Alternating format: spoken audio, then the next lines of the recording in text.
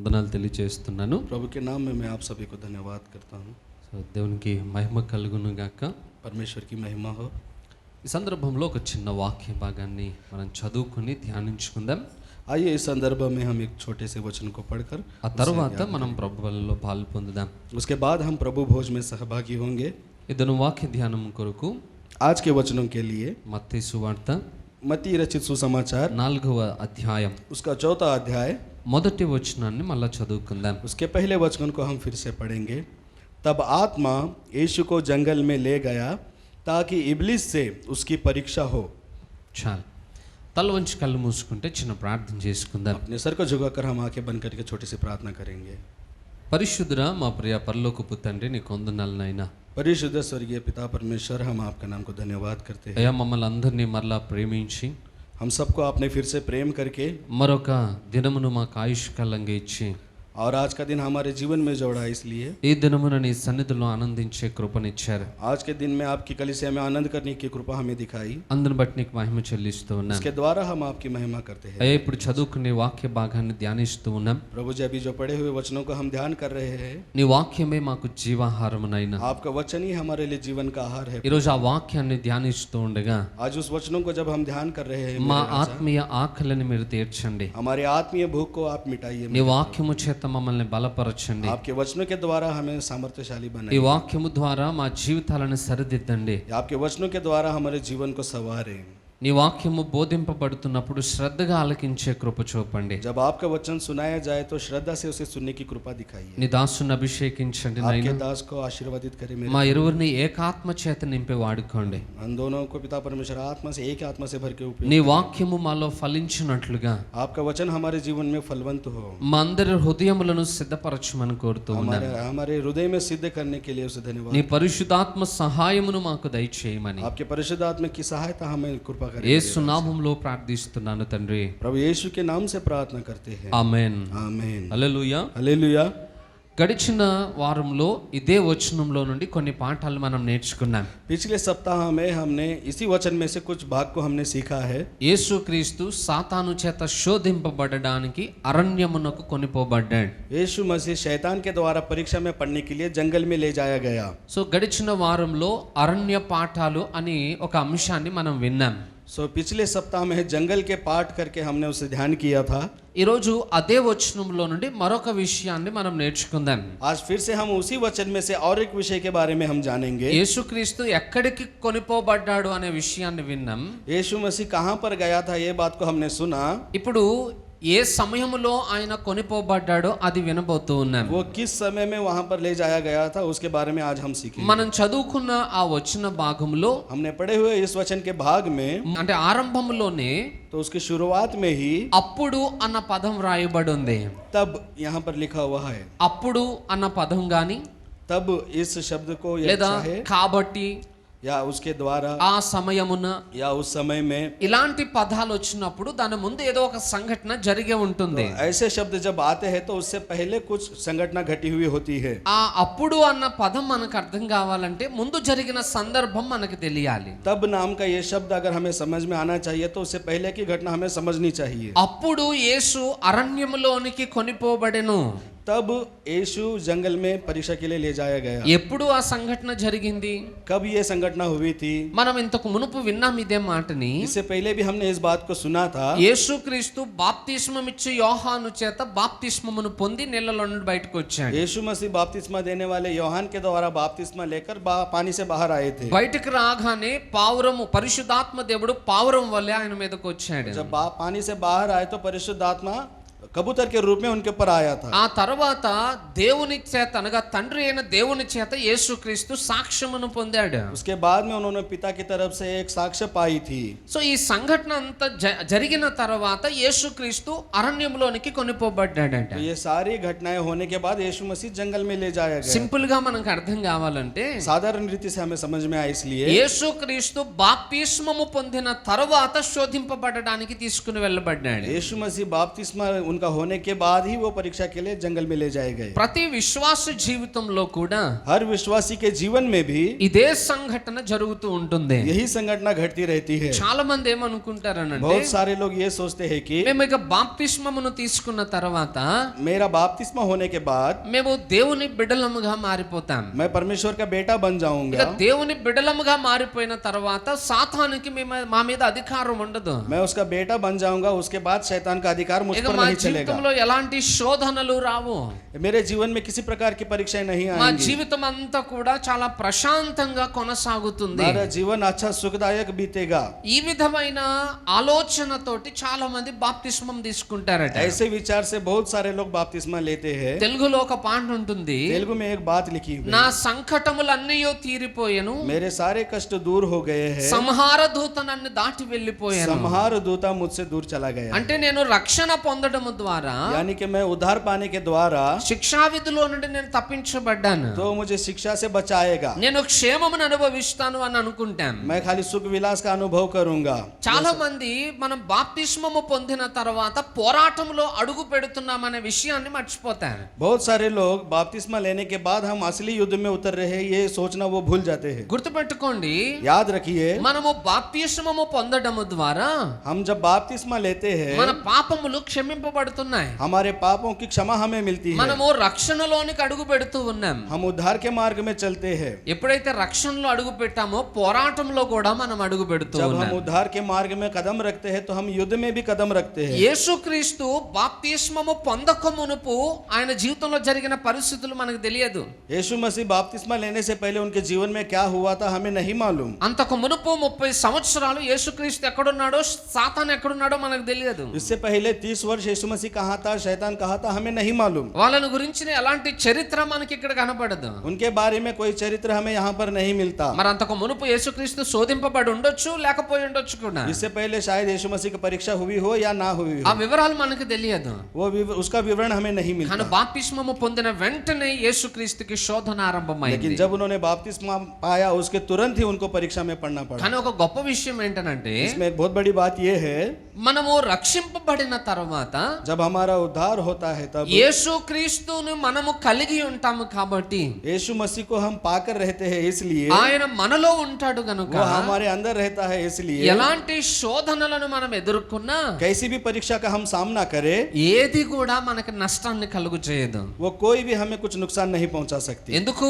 क्योंकि మనం అందరము కూడా हम सभी लोग ఫరో యొక్క అధికారంలో నుండి యేసుక్రీస్తు యొక్క అధికారంలోనికి వచ్చేసాం. फरो के अधिकार से यीशु मसीह के अधिकार में हम आते हैं। మనము రక్షింపబడక మునుపు బానిసలంగా ఉన్నాం. हम उद्धार पाने से पहले हम दास थे, సాతాను యొక్క బంధకాల్లో ఉన్నాం. शैतान के बंधन में थे। సాతాను ఎలా చెప్తే అలా నడిచాం. शैतान जैसा बोलता था वैसा करते ఏం थे, చేయమంటే అది చేశాం. वो जो करना चाहता था हम वो करते थे, ఏ విధంగా ప్రవర్తించమంటే అలా वो ప్రవర్తించాం. किस तरह से हमें प्रवर्तन करना चाहता था हम करते थे। కానీ ఎప్పుడైతే మనం రక్షింపబడ్డామో लेकिन जब हमने उद्धार पाया ఇక అప్పుడు మనం బానిసలం కాదు, तब हम दास नहीं है, మనము సైనికులం అవుతాం. अब हम सैनिक बन चुके हैं। సైనికుడు ఎప్పుడూ కూడా పోరాటానికి ఇష్టపడతాడే తప్ప మౌనంగా ఉండడు. सैनिक कभी भी युद्ध लड़ने के लिए वो पसंद करता है, लेकिन खामोश बैठने के लिए पसंद नहीं ఈరోజు करता। మన జీవితంలో కూడా आज हमारे जीवन में भी మనం ఒకప్పుడు బానిసలంగా ఉండే వాళ్ళము గాని एक समय में हम एक दास थे, మనం రక్షింపబడిన తర్వాత సైనికుల గుంపులోనికి చేర్చబడ్డాం. हमारा उद्धार होने के बाद हम सेना के ग्रुप में चले गए। ఇప్పుడు మనం సైనికులంగా ఉన్నాము గనుక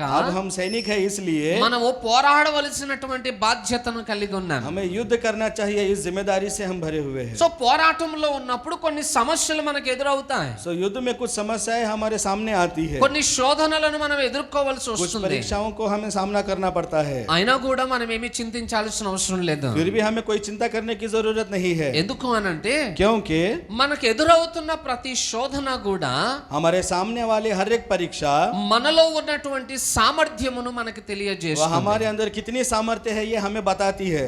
ఇప్పుడు చదువుకునే పిల్లలు ఉంటారు, अब कुछ पढ़े हुए बच्चे रहते हैं। చదువుకునే పిల్లలకి ఎగ్జామ్స్ లేవనుకోండి, अगर पढ़ाई किए हुए बच्चों को अगर परीक्षा नहीं है ప్రతివాడు మంచి చదవరే, तो कोई भी अपनी अच्छी पढ़ाई नहीं कर सकता। బాగా చదువుతున్నానని చెప్తాడు. वो कहता है मैं बहुत अच्छा पढ़ रहा हूँ। మీరు ఎంత చదువు రాని పిల్లవాడి దగ్గరికైనా వెళ్ళి అడగండి, आप किसी अनपढ़ बच्चे के पास भी जाकर पूछिए, ఎలా చదువుతున్నావు అంటే అన్న సూపర్ చదువుతున్నాను అంటే. बेटा आप कैसे पढ़ रहे हो, तो वो कहेगा मैं सुपर पढ़ रहा हूँ। కానీ నువ్వు బాగా చదువుతున్నావా లేదా అనేది ఎలా తెలుస్తుంది? आप अच्छा पढ़ रहे हो, कैसा पढ़ रहे हो, ये कैसा मालूम होगा? ఎగ్జామ్స్ లో నువ్వు రాసిన ఆ రైటింగ్ ను బట్టి లేదా రాసిన ఆన్సర్స్ ను బట్టి నీకు బాగా చదివలేదో జడ్జిమెంట్ జరుగుతుంది. जब परीक्षा होती है उसमें जब आप सवालों के जवाब लिखते हैं, उसके बाद पता चलता है आप कैसी पढ़ाई कर रहे అంటే हैं। నువ్వు రాసిన ఒక పరీక్ష आपने जो लिखी है उस परीक्षा, నీ యొక్క చదువును అది లెక్క కడుతుంది అన్నమాట. आपने किस कहाँ तक पढ़ाई की है उसका हिसाब रखती है। మనం పైకి ఎన్ని మాటలు చెప్పినా हम ऊपर चाहे कितने भी बातें कहे, ఎగ్జామ్ లో మనం పాస్ కాలేదు అనుకోండి, अगर परीक्षा में हम पास नहीं होते మనము సరిగా చదివిన వారి లెక్కలోనికి వెళ్ళలేం. तो हम ठीक से पढ़ाई करने वाले नहीं होते। అలాగే భక్తి విషయంలో కూడా वैसा ही भक्ति के विषय में भी है। మనము రక్షింపబడిన తర్వాత हमारा उद्धार होने के बाद మనం అందరము భక్తి పరులమే, हम सभी लोग भक्ति में మనం व्यक्ति అందరము हैं। గొప్పవారమే. हम बहुत बड़े अच्छे इंसान हैं। కానీ నిజంగా నువ్వు భక్తి పరుడువా కాదా అనేది ఎలా తెలుస్తుంది? लेकिन आप सच्ची में भक्ति है कैसे मालूम होगा? దేవుని కొరకు కొన్ని శోధనలను భరించినప్పుడు, परमेश्वर के लिए आपको कुछ परीक्षाओं को पार करना है, కొన్ని ఇబ్బందులను నువ్వు कुछ ఎదుర్కొనేటప్పుడు, मुश्किलों को सामना करना होगा। అప్పుడు కూడా దేవుని కొరకు నిలబడ్డామనుకోండి, तभी भी अगर आप परमेश्वर के लिए खड़े हैं, అప్పుడు నిజంగా మన భక్తిని మనం నిరూపించుకున్న వారం అవుతాం. तब सच्चाई में हम बता सकते हैं कि हमारी भक्ति कहाँ तक మన है। దృష్టిలో ఎప్పుడు దేవుని నుండి ఆశీర్వాదాలే కావాలనుకుంటాం. हमारे दृष्टि में हमें कभी भी परमेश्वर की तरफ से आशीर्वाद ही चाहिए। మన జీవితంలో ఎలాంటి కష్టాలు ఉండొద్దని మనం ఆశిస్తా ఉంటాం. हमारे जीवन में किसी प्रकार का भी कष्ट ना हो, ये हम आशा करते हैं। బైబిల్ ఎప్పుడైనా అలా చెప్పిందా? बाइबल ने कभी ऐसा कहा है? పోనీ మన ముందున్న భక్తుల చరిత్రను ఎప్పుడైనా అలా చూసామా? क्या हमसे पहले कई भक्तों का जीवन हमने देखा है ऐसा? మనకంటే గొప్పగా బ్రతికిన భక్తులు ఉన్నారు. हमसे भी बहुत अच्छा जीवन जीने वाले भक्त हैं। మనకంటే ఎక్కువగా దేవుణ్ణి ప్రేమించిన భక్తులు ఉన్నారు. हमसे भी ज्यादा परमेश्वर से प्रेम करने वाले भक्त हैं। వాళ్ళందరూ కష్టాలు పడ్డారు, वो सब लोग कष्टों में थे, వారందరూ శోధనలు ఎదుర్కొన్నారు. उन सबों ने परीक्षाओं का सामना किया, కానీ ఆ శోధనలు అన్నింటిలో వారు దేవుని కొరకు నిలబడగలిగారు. लेकिन उन सारे परीक्षाओं में वो केवल परमेश्वर के लिए खड़े रहे। కానీ చాలా మంది అలా నిలబడట్లేదు ఈ కాలంలో. लेकिन बहुत सारे लोग आज के समय में ऐसा नहीं खड़े చిన్న हो पा रहे। సమస్య రాగానే దేవుని విడిచిపెట్టి वो छोटी వెళ్ళిపోతున్నారు. मुसीबत आते ही वो परमेश्वर का हाथ छोड़ చిన్న देते हैं। కష్టం రాగానే దేవుని నుండి దూరం అయిపోతా ఉన్నారు. थोड़ा सा कष्ट होते ही वो परमेश्वर से दूर हो जाते చిన్న हैं। అక్కర కలగగానే దేవుణ్ణి దూషించే వాళ్ళు ఉన్నారు. छोटी सी जरूरत कम पड़ने पर परमेश्वर पर दोष लगाते हैं। ఈరోజు అలాంటి వైఖరి మన జీవితంలో ఉంటే దాన్ని మార్చుకుందాం. अगर ऐसा स्वभाव हमारे जीवन में तो हम बदल देंगे, ఎందుకనంటే क्योंकि మనం రక్షింపబడ్డాము అని అంటేనే మనం పోరాటంలో ఉన్నట్టు. हमने उद्धार पाया है तो इसका मतलब यही कि हम युद्ध में हैं। యుద్ధంలోనికి వెళ్ళిన సైనికుడు యుద్ధం జరగకపోతే బాగుందని ఆశించకూడదు. युद्ध करने वाला सैनिक अगर युद्ध ना हो ऐसा सोचता है तो अच्छा नहीं। ఆ యుద్ధంలోనికి వెళ్ళిన తర్వాత ఎలాగూ గెలవాలి అని ఆలోచన वो చేయాలి. युद्ध में जाने के बाद मैं कैसे जीतूंगा ये सोचता है। ఈరోజు మనం సైనికులంగా పిలువబడుతున్నాం. आज हम सैनिक कह के बुलाए जा रहे हैं, ఎందుకంటే మనం ఆరాధించే దేవుడు क्योंकि जिसकी हम आराधना करते हैं సైన్యములకు అధిపతి అని वो పిలువబడుతున్నాడు. सेनाओं का अधिपति है, उसे बुलाया जाता है। ఆయన బానిసలకు అధిపతి కాదు, वो दासों का अधिपति नहीं है, సైనికులకు అధిపతి. वो सेनाओं का अधिपति है। మరి ఆయన యొక్క అధికారంలో ఉన్న మనము ఖచ్చితంగా పోరాడాలి. तो उसके अधिकार में चलने वाले हमें युद्ध करना चाहिए। పోరాడవలసిన మనమేమో భయంతో పారిపోతా ఉన్నాం. हमें जो युद्ध करना चाहिए हम डर के भाग जा रहे हैं। కానీ యేసుక్రీస్తుని మనం చూస్తే अगर हम यीशु मसीह को देखेंगे, ఆయన అరణ్యంలోనికి కొనుక్కోబడ్డాడు, वो जंगल में ले जाया गया था, శోధింపబడ్డాడు. वो परीक्षाओं में पड़ा। ఏ విధంగా శోధింపబడ్డాడు? किस प्रकार के परीक्षाओं में पड़ा? బాగా ఆకలితో ఉన్నాడు ఆయన. वो बहुत भूख से था। ఇగో ఈ రాళ్లను రొట్టెలుగా చేసుకుని తినాను तो సాతాను. इस पत्थर को रोटी बनाकर खाओ ऐसा कहा था शैतान। యేసుక్రీస్తు వెంటనే పని చేశాడా? यीशु मसीह ने तुरंत वो काम किया? లేదు, యేసుక్రీస్తు అంటున్నాడు नहीं, यीशु मसीह कहता है మనుష్యుడు రొట్టె వలన మాత్రమే కాదు, मनुष्य केवल रोटी से ही नहीं దేవుని నోట నుండి వచ్చి ప్రతి మాట వలన బ్రతకగలుగుతాడు. परंतु हर एक वचन से जो परमेश्वर के मुंह से निकलता है అంటే जीवित रहेगा। భోజనమా దేవుడా అని మనం ఆలోచన చేస్తే యేసుక్రీస్తు దేవుని మాటకి విలువనిచ్చాడు. खाना या केवल परमेश्वर का वचन अगर उसके बारे में चुने तो यीशु मसीह ने केवल परमेश्वर के वचनों को चुना। ప్రతి సందర్భంలో యేసుక్రీస్తు దేవుణ్ణి ఎక్కువగా हर గణపరుస్తాడు. संदर्भ में परमेश्वर केवल परमेश्वर को ही धन्यवाद करता ఈరోజు है। మన జీవితంలో కూడా అంతే. आज हमारे जीवन में भी ऐसा ही है। మనము రక్షింపబడిన తర్వాత हम उद्धार पाने के बाद మనం దేవునికి దగ్గర అవుదాం అనుకున్న ప్రతిసారి సాతాను శోధిస్తూనే हम ఉంటాడు. परमेश्वर के नजदीक होंगे ऐसा हम सोचते हैं, लेकिन शैतान हमें परीक्षा में डालता है। ఏదో ఒక సమస్యను మన మధ్యలో పెడతానే ఉంటాడు. वो कुछ समस्याओं को हमारे बीच में लाके रखता है, ఏదో ఒక ఇబ్బందిని కలుగు చేస్తూనే कुछ ఉంటాడు. मुश्किलों को हमारे जीवन में उत्पन्न करता है। है, మనకు అనిపిస్తది हमें लगता है యేసుక్రీస్తుని నమ్ముకున్నాకే కష్టాలు వచ్చాయి. यीशु मसीह पर विश्वास किया इसलिए इतने कष्ट आ रहे हैं। నేను అంటాను అంతకు ముందు రాలేదా మనకు కష్టాలు? मैं बोलता हूँ कि इससे पहले आपके जीवन में कष्ट नहीं था? అంతకు ముందు ఎప్పుడు ఇబ్బందులు అనుభవించలేదా? इससे पहले कभी आपको मुश्किलों का सामना नहीं किया? అంతకు ముందు కూడా అనుభవించాం, इससे पहले भी अनुभव किया, కానీ వాటిని మనం లెక్కలోకి తీసుకోలేదు. लेकिन उसका हम हिसाब नहीं रखते। యేసుక్రీస్తు దగ్గరకు వచ్చినప్పుడు అన్నీ సర్దుకుంటాయన్న ఆలోచనతో వస్తాం. यीशु मसीह के पास आने के बाद सब कुछ ठीक हो जाएगा ऐसा सोचते हैं हम, ఇక్కడికి వచ్చిన తర్వాత కూడా కొన్ని సమస్యలు మన జీవితంలోకి ఎదురుగానే బాధ అనిపించేస్తుంది. लेकिन यहाँ पर आने के बाद भी अगर कुछ समस्या हमारे जीवन में आए तो हमें दुख होता है। ఓహో యేసుక్రీస్తు దగ్గరికి వెళ్ళిన తర్వాత కూడా కష్టాలు తప్పవు అనుకుంటా అని వెళ్ళిపోయే వాళ్ళు ఉన్నారు. अरे अरे यीशु मसीह के पास जाने के बाद भी मेरे अंदर दुख है ऐसा कहकर यीशु मसीह को छोड़ने वाले बहुत सारे लोग हैं। సాతాను ఆలోచన ఎంత అద్భుతంగా మన జీవితంలో నెరవేరుతుందో చూడండి. शैतान का विचार कितनी अद्भुत रीति से हमारे जीवन में हो रहा है। ఇలాంటి వాటన్నిటిని బట్టి మనల్ని భయపెట్టి దేవుని నుండి దూరం చేయాలనుకుంటాడు సాతాను. ऐसे कई बातों से शैतान हमें डराकर परमेश्वर से दूर करना चाहता है। కానీ దేవుని పక్షముగా మనం నిలబడినప్పుడు अगर परमेश्वर के पक्ष में हम खड़े होंगे ఏ నష్టమును ఆయన మనకు కలుగజేయడు. तो वो हमें कोई भी नष्ट नहीं होने देगा। ఒకసారి దేవుని సైన్యములోనికి మనము చేర్చబడిన తర్వాత अगर हम एक बार परमेश्वर की सेना में हम भर्ती हो जाते हैं, ఆయన మన తరపున యుద్ధము చేయువాడే గాని हमारी तरफ से वो युद्ध करेगा, అన్యాయంగా అరణ్యములో వదిలిపెట్టేసే దేవుడు కాదు. अन्याय से जंगल में हमें नहीं छोड़ेगा। ఆ గొప్ప దేవుని యొక్క సైన్యములో మనము చేర్చబడిన వారంగా ఉండాలి. उस महान परमेश्वर की सेना में हमें भागी होना కానీ चाहिए। సాతాను యొక్క ప్రయత్నం ఏంటి? लेकिन शैतान का क्या प्रयत्न है? మనం దేవునికి దగ్గర కాకుండా हम परमेश्वर के नजदीक ना हो, అనేక ఆటంకాలను మనకు కలుగు చేస్తాడు. कई मुश्किलों में हमें डालता है। మొన్న ఒక అంకుల్ ఒక ఆయన చర్చ్కి వచ్చాడు. परसों एक अंकल यहाँ चर्च को आए थे। ఆయన అడుగుతా ఉన్నాను, చర్చ్కి రావచ్చు కదా, మీరు ఎందుకు నిర్లక్ష్యం చేస్తున్నారు అని. ये उनसे पूछते हैं कि आप चर्च को आइए, आप क्यों ऐसा निर्लक्ष्य करते हैं? ఆయన అంటా ఉన్నాడు, वो कह रहे हैं, సార్ నాకు రావాలని అనిపిస్తుంది, मुझे आने की इच्छा होती है, టైం కాక మునుపు వెళ్తే బాగుంటది చర్చ్కి అని అనుకుంటాను నేను. समय से पहले ही मैं चर्च में पहुंचे ऐसे मेरी इच्छा होती है। కరెక్ట్ గా టైం అయిపోయి వెళ్దాం అనుకునే టయానికి सही समय पर जब मैं बाहर निकला ऐसा मैं सोचता हूँ, ఇప్పుడు ఏం వెళ్తాంలే, अभी क्या जाएंगे, ఒక రోజు చర్చ్కి వెళ్ళకపోతే ఏమవుతుందిలే एक दिन अगर चर्च को ना जाऊंगा तो क्या होगा, అని అనిపిస్తుంది నాకు. ऐसा मुझे लगता है। అందుకే చర్చ్ మానేస్తాను. इसलिए मैं चर्च छोड़ देता हूँ। ఎప్పుడన్నా ఏదైనా కష్టం రాగానే దేవుడు గుర్తొస్తాడు మళ్ళా నాకు जब कोई मुश्किल होती है तब मुझे परमेश्वर याद आता है। అని చెప్పి ఆయన తన పరిస్థితిని చెప్తా ఉన్నాడు. तो ऐसा कह के वो अपनी परिस्थिति से आपको बता रहे हैं, ఎందుకంటే వాళ్ళు ఎప్పుడు వచ్చినా ఏదో ఒక సమస్యను బట్టే వస్తారు దేవుని क्योंकि దగ్గరికి. वो जब भी आते थे कोई ना कोई समस्या लेकर సమస్య తీరిపోగానే మళ్ళీ కనపడరు నాకు ఇంకా. जब उनकी समस्या मिट जाती थी तो फिर से नहीं दिखाई देते थे। అందుకని ఆయన అడుగుతుంటే ఆ మాట అంటా ఉన్నాడు ఆయన. इसलिए उनको जब हम पूछ रहे थे तो वो ये बात कह रहे थे, పాపం ఆయనకి తెలియదు,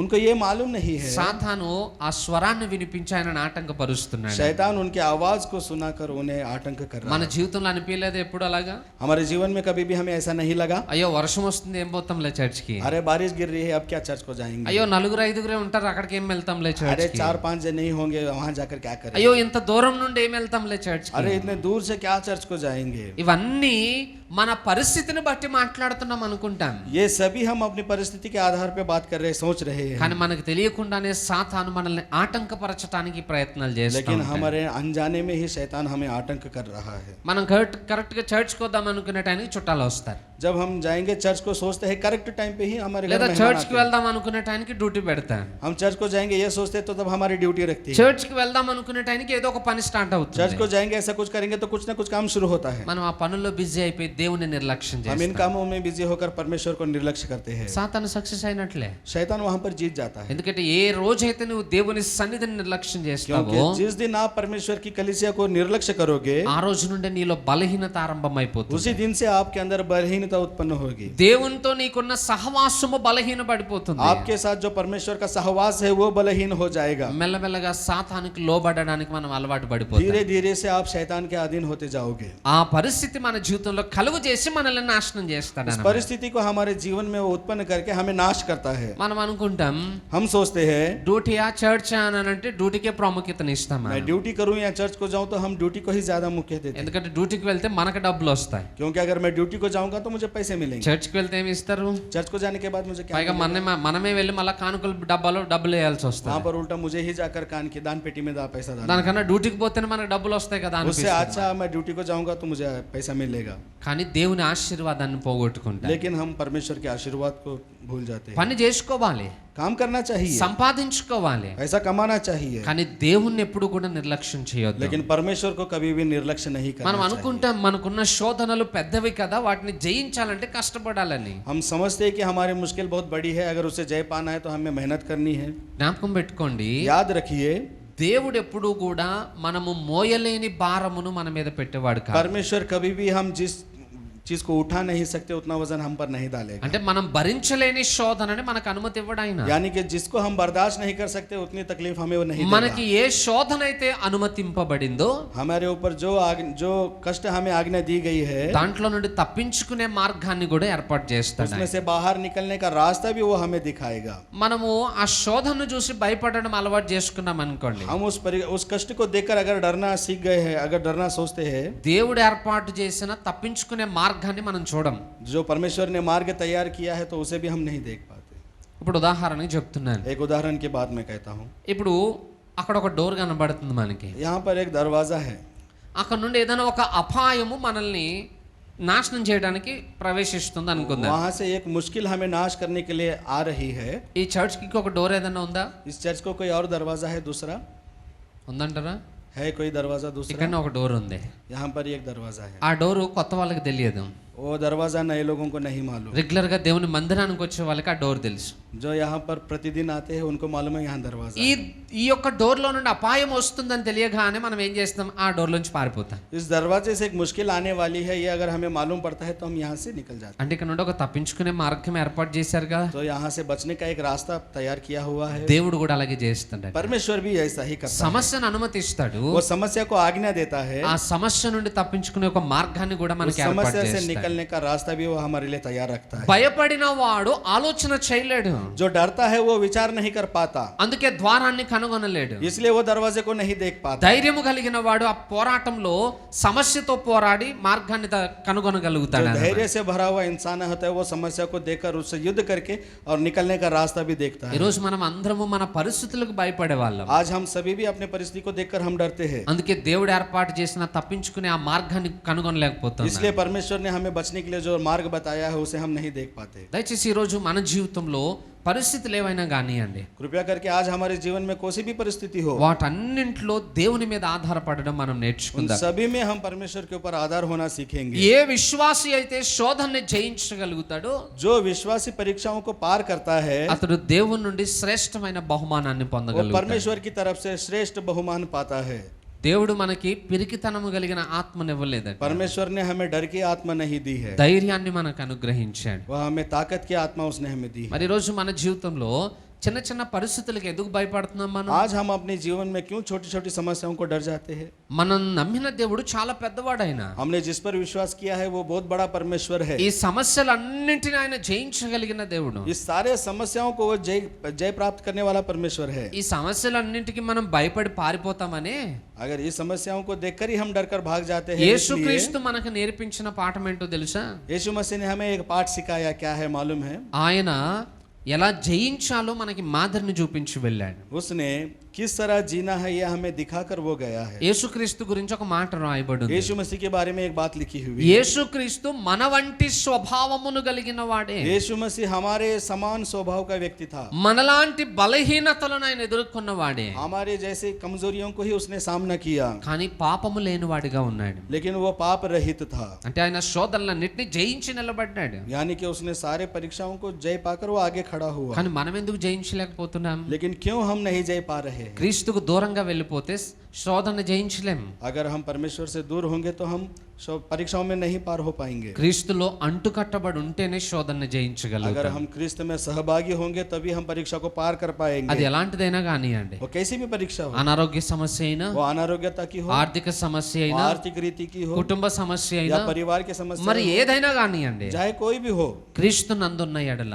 अगर हम परमेश्वर में होंगे వాటన్నిటిని మనం तो జయించగలుగుతాం. उन सब को हम पार करके आगे बढ़ें। క్రీస్తు నుండి దూరంగా వెళ్ళిపోయి జయించాలంటే అది సాధ్యం కాదు. परमेश्वर से दूर होकर हम उसके ऊपर जय पाएंगे, ऐसा नहीं हो ఈ రోజు सकता। మనం అందరము దూరంగా వెళ్ళి జయించే ప్రయత్నాలు आज చేస్తున్నాం. हम सभी लोग उससे दूर होकर जय पाने के लिए कोशिश कर रहे हैं। మన బలముతో సమస్యకు పరిష్కారాన్ని हम కనుగొనాలనుకుంటున్నాం. अपनी ताकत से समस्या का एक परिष्कार निकालना चाहते हैं। మన బాహుబలం సరిపోదు ఆ పరిస్థితిని हमारा జయించడానికి. हमारा बाहुबल उस परीक्षा को पार करने के लिए बस దేవుని नहीं సహాయం మనకు होगा। కావాలి. परमेश्वर की सहायता हमें चाहिए। దేవుని సహాయాన్ని మనం పొందాలంటే परमेश्वर की सहायता अगर हमें దేవుని चाहिए హత్తుకుని ఉండాలి. तो हमें उसके सहभागी होना पड़ेगा। యేసుక్రీస్తు శోధనని జయించి నిలబడ్డాడు. परमेश्वर परीक्षाओं को पार करके वो మనకి जयवंत हुआ। మాదిరిని చూపిస్తున్నాడు. वो एक मार्गदर्शी बनकर हमें रास्ता ఈ दिखाता రోజు మనం కూడా అదే మార్గంలో అడుగులు వేయడానికి ఇష్టపడదాం. है। आज हम भी उसी के मार्गों में चलने के लिए इच्छा करेंगे। హల్లెలూయా. हालेलुया। శోధనలు ఏవైనా రానియండి, परीक्षाएं चाहे कोई भी हो आने दो, ఎన్నైనా రానియండి, कितने भी आने दो, గొప్ప దేవుడు మన పక్షంగా ఉన్నాడు. महान परमेश्वर हमारे साथ है। ఆయన మన పక్షముగా ఉండగా మనకి విరోధి అయిన వాడెవడు లేడు. ఇంకా अगर वो हमारे पक्ष में है तो हमारा विरोधी कोई भी नहीं है। దేవుణ్ణి జయించొచ్చి మనకి నష్టాన్ని కలుగు చేయగలిగిన వారు ఎవరు లేరు. और परमेश्वर से जीत कर आकर हमें कोई नष्ट करने वाला कोई है మరి ही नहीं। ఎందుకు మనం భయపడాలి? तो हमें क्यों डरना चाहिए? దేని కొరకు మనం కలవరపడాలి? किस लिए हमें घबराना चाहिए? ఆయన ఉన్నాడు, అన్ని చూసుకుంటాడు. वो है, वो सब कुछ देख लेगा। ఈ రోజు నుండి ఆ నిరీక్షణతో మనం అడుగులు వేయడం నేర్చుకుందాం. आज हम उसी आशा से कदम आगे बढ़ने के लिए आगे కొద్ది बढ़ेंगे। మాటలు దేవుడు దీవించును గాక. इन वचनों को परमेश्वर आशीर्वादित करे। తల వంచి కళ్ళు మూసుకుందాం, हम अपने सर को झुकाकर आंखें बंद करें, ప్రార్థన చేసుకుందాం. प्रार्थना करेंगे। ఒకసారి మన జీవితాలను మనం ఆలోచన చేద్దాం. एक बार हम अपने जीवन के बारे में विचार करेंगे। మనం రక్షింపబడిన తర్వాత हमारा उद्धार होने के बाद దేవునికి సన్నిహితులముగా మనం చేరవలసిన వారం.